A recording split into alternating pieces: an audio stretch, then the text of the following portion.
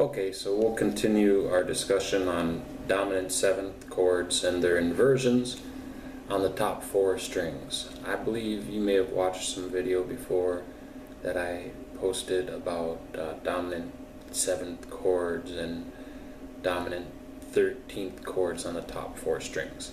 But let's start today in the third position with this version of a G7 chord.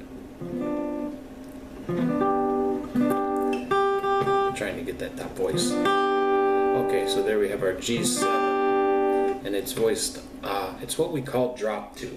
That's what we're going to talk about, is drop 2. What does it mean? Okay, well, the top voice is the G, and the chord is G7, so that chord would be spelled G, B, D, F, if you're spelling the seventh chord with the root, the third, the fifth, and the flat seventh. So you'll notice that the four notes we are using are from high to low on the guitar. They are G, D, B, and F. Okay, so if you normally spell down from the top note, just write down the chord, it would occur F as the second voice. If you just stack the notes up on paper, G, B, D, F, then it would start over G, so that the F would be below the G. Well, you'll notice that F, the second voice, has been dropped an octave, thus the name drop 2.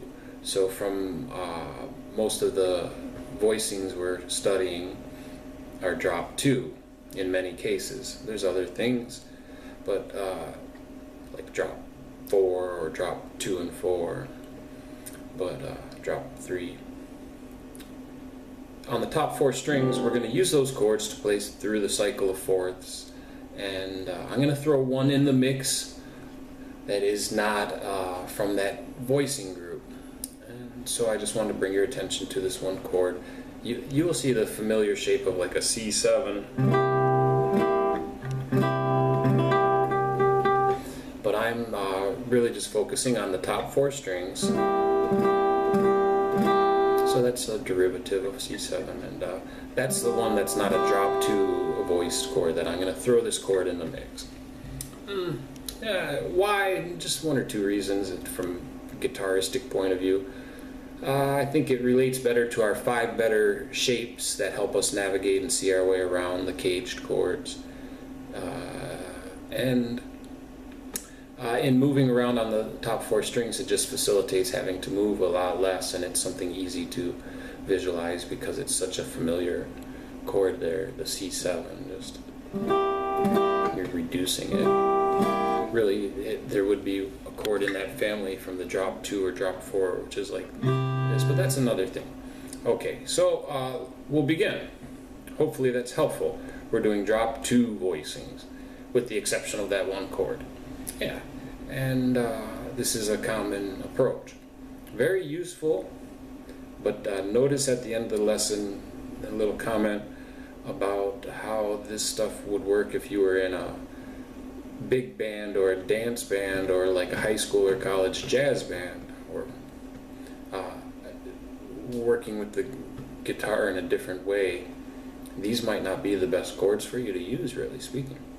Okay, but they do have their place, and they're cool, and we can do a lot of other things with them, like the chord melody stuff and smaller jazz groups, and basically post excuse me, like post 50s and 60s, when the guitar started to take on a different role in the jazz context overall outside of big band and so on. Okay, so let's begin.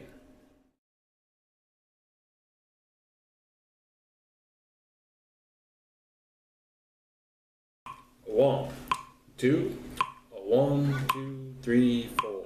G7, 3, C7, F7, B flat 7.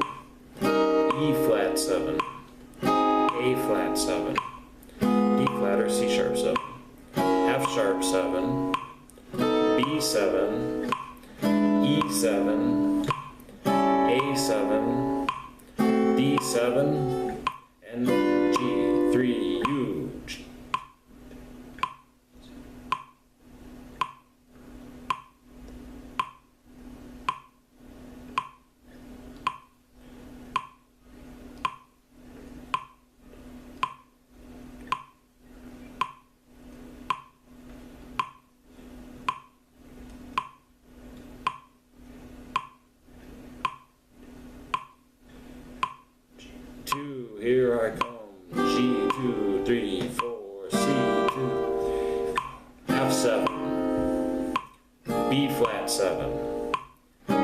flat 7, A flat 7, D flat or C sharp 7, F sharp 7, B 7, E 7, A 7, D 7, G 3, 4.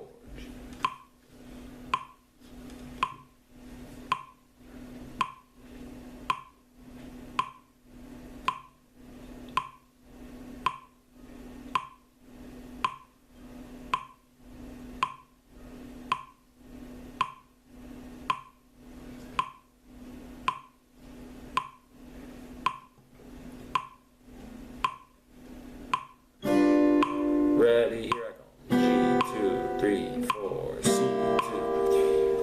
3, F 7, B flat 7, E flat 7, A flat 7, D flat 7, F sharp 7, B 7, E 7, A 7, D 7, G 7, 3, 4.